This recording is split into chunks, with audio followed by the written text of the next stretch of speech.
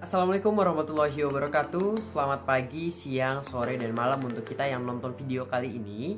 Jadi halo teman-teman semuanya, aku Rido. Pada kali ini akan membuat video berupa ulasan pembelajaran Bahasa Indonesia mata kuliah Bahasa Indonesia bersama Bapak Asnawi pada program studi teknik perminyakan. Nah, untuk kita ketahui bersama bahwasanya bahasa tentunya adalah suatu komponen penting untuk kita ketahui dan kita pelajari lebih dalam. Pada kali ini aku akan membahas tentang hakikat bahasa, ragam, dan laras bahasa. Penasaran? Nah, simak video berikut ya. Baik teman-teman semuanya, bahwasanya bahasa menurut Kamus Besar Bahasa Indonesia merupakan sistem lambang bunyi yang abstraktir, kemudian yang digunakan oleh suatu anggota masyarakat untuk bekerja sama dan berinteraksi serta mengidentifikasikan diri. Nah, jadi bahasa itu secara tidak langsung merupakan identitas dari kita. Seperti yang didapatkan dalam Gurindam 12 pasal 5, di mana jika nak mengenal orang berbangsa maka kenalah dari budi dan bahasa. Artinya jika kita ingin dikenal sebagai orang suatu bangsa, maka kita harus membahas atau menggunakan bahasa dari bangsa itu sendiri.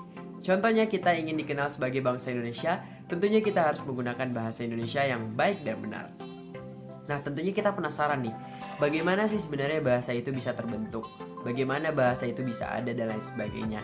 Jadi teman-teman, tentunya bahasa itu bisa terbentuk oleh beberapa faktor, yaitu secara internal maupun eksternal.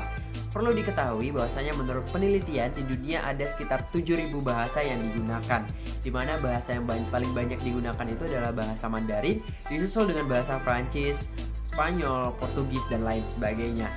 Nah, peneliti bersepakat bahwasanya bahasa itu mulai ditemukan 100.000 tahun yang lalu, di mana menurut Om Noam Chomsky bahwasanya bahasa muncul pada 60.000 hingga 100.000 tahun yang lalu di Afrika.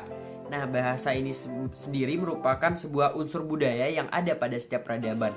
Makanya kita melihat kayak mungkin banyak bahasa yang berbeda di setiap abad gitu atau di setiap peradaban karena memang dipengaruhi oleh peradaban. Nah, selain daripada itu, apa sih faktor yang membentuk bahasa itu sendiri?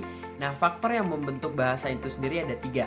Di mana yang pertama adanya isolasi kebudayaan. Hal ini tentunya disebabkan oleh pendahulu kita yang senang untuk kesana kemari, artinya menjelajah. Nah, di situ kita dapat pelajari bahwasanya bahasa itu akan terbentuk dari pendahulu kita yang suka menjelajahi sehingga terbentuk kebudayaan-kebudayaan tertentu. Nah, yang kedua adanya faktor lingkungan. Nah, menurut peneliti di University of New Mexico bahwasanya bahasa terbentuk secara tradisional, yakni berasal dari lingkungan alam. Nah, misalnya nih, bahasa di pegunungan tentunya akan berbeda kan dengan bahasa yang ada di pantai. Nah, itulah yang menjadi faktor, yakni faktor penentu dari lingkungan alam itu sendiri. Nah, yang ketiga adanya penjelajah para pendahulu. Menurut penelitian bahwasanya bahasa Melayu itu ternyata telah digunakan oleh bangsa Belanda pada saat zaman dahulu, sehingga itu bisa menjadi salah satu faktor utama mengapa bahasa Melayu dijadikan bahasa Indonesia atau dianut ke dalam bahasa Indonesia. Nah, kita udah menyentuh nih tadi bahasa Indonesia yaitu dari bahasa Melayu. Perlu kita ketahui asal-usul bahasa Indonesia itu berasal dari bahasa Melayu karena mengapa? Bahasa Melayu itu mudah dikuasai yang pertama teman-teman. Karena nggak beribet gitu kan. Nah, yang kedua, bahasa Melayu itu tidak memiliki tingkatan.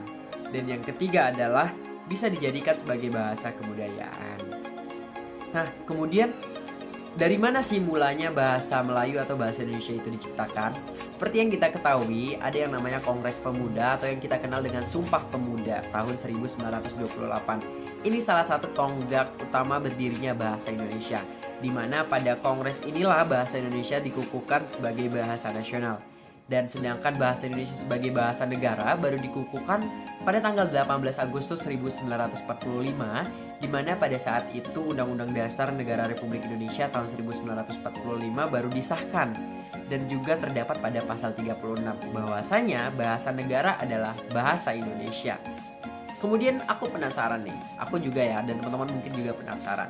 Sebenarnya apa sih perbedaan bahasa Indonesia, terutama sebagai bahasa negara ataupun bahasa nasional? Perlu kita garis bawahi bahwasanya kedudukan atau fungsi bahasa itu ada 2, sebagai bahasa nasional dan bahasa negara. Nah, bahasa nasional menurut Undang-Undang Nomor 24 Tahun 2009 itu sebagai bahasa pemersatu kita dan juga sebagai bahasa alat komunikasi antar sesama. Nah, sedangkan pada bahasa Indonesia sebagai bahasa negara itu adalah bahasa resmi atau sebagai jati diri bangsa. Di mana tentunya bahasa Indonesia sebagai bahasa negara ini adalah lambang identitas nasional, kemudian sebagai sarana komunikasi pendidikan atau penghantar pendidikan, dan juga sebagai bahasa resmi kenegaraan. Nah, namun aku ingin merangkum lebih sedikit bahwasanya ada 3 fungsi utama bahasa. Yang pertama sebagai alat komunikasi antar sesama, baik antar suku ataupun antar budaya di Indonesia. Yang kedua digunakan sebagai pemersatu bangsa. Dan yang ketiga adalah sebagai identitas diri kita sendiri. Nah, kemudian nih, tadi kita udah menyinggung bahasa Indonesia itu apa dan lain sebagainya. Ada yang namanya bahasa dalam konteks linguistik atau hakikat bahasa, di mana di dalam ini adalah kita bukan mengkaji bagaimana dari sisi fungsi bahasa itu, tapi dari apa itu bahasa yang didefinisikan sebagai hakikat bahasa, yaitu sistem lambang bunyi yang arbitrer yang digunakan oleh para anggota kelompok sosial untuk bekerja sama, berkomunikasi, dan juga mengidentifikasi diri. Nah, sehingga terciptalah sifat-sifat dari bahasa itu yang perlu banget kita ketahui, teman-teman. Apa aja sih sifat dari bahasa itu? Yang pertama adalah bahasa merupakan sebuah sistem. Kemudian juga bahasa merupakan sebuah simbol dan juga merupakan sebuah bunyi. Dan perlu diketahui bahasa itu unik dan juga bersifat universal. Nah, bahasa juga memiliki makna-makna sehingga bahasa bisa dikatakan memiliki sifat bermakna. Kemudian juga bahasa bersifat arbitrer, bersifat konvensional, produktif, dinamis, serta juga variatif. Itulah beberapa sifat-sifat bahasa berdasarkan konteks linguistik atau hakikat bahasa. Nah, di dalam linguistik atau hakikat bahasa itu ada yang namanya mikro dan makro linguistik. Mikrolinguistik sendiri adalah mempelajari terkait bahasa yang memiliki kedudukan sebagai fenomena alam yang berdiri sendiri. Nah, apa aja sih mikrolinguistik itu? Yang pertama ada fonologi. Nah, di sini kita akan melihat kedudukan bahasa berdasarkan dari fungsi bahasa itu sendiri. Kemudian yang kedua ada morfologi, di mana kita akan membahas kata dan kelompok kata sesuai dengan kedudukan bahasa.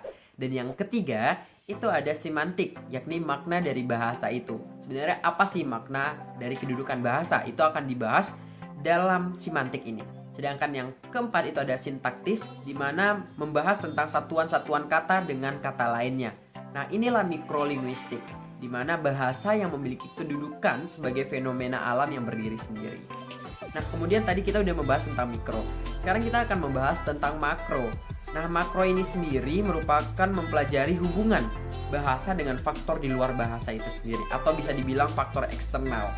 Nah, yang pertama itu adalah fonetik, di mana bahasa ini mempelajari hubungan bahasa dengan menyelidiki penghasilan, penyampaian, dan penerimaan dari bunyi bahasa. Kemudian yang kedua ada psikolinguistik, di mana pada bagian ini kita mempelajari hubungan bahasa dengan perilaku dan alat akal budi manusia. Dan yang ketiga ada antropolinguistik, di mana kita membahas tentang hubungan bahasa dan budaya sebagai alat bahasa kebudayaan dalam masyarakat. Dan yang terakhir adalah sosiolinguistik, di mana kita menelaah bahasa yang berpegang pada pandangan dari konteks sosial manusia. Nah, kita udah membahas nih konteks bahasa dalam linguistik, artinya hakikat bahasa.